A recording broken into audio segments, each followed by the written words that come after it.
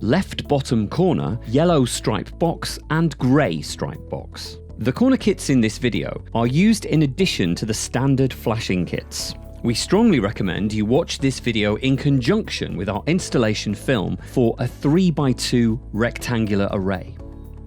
To fix this flashing, we're going to use the kit of parts from either the yellow or grey stripe box. You need the grey stripe CLB-S kit when the panel above the corner is the beginning of a row. It comes with a left sill flashing for the bottom of this panel.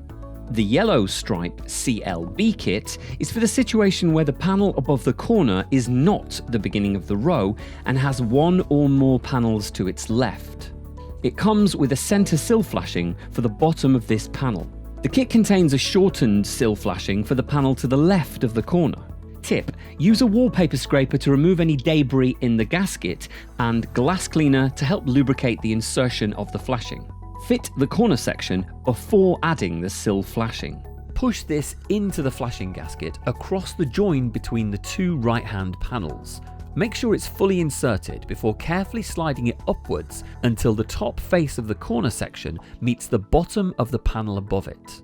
You'll find that lubrication is essential for this step. Now fit the sill flashing. Continue to fix the gutter flashing between the upper panels in the normal way.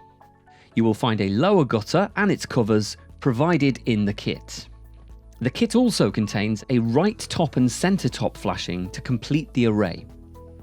The top flashing you need to use depends on whether the panel above and to the right of the corner is the end of a row or has panels on both sides. Choose the correct flashing suitable for the array and set aside the other.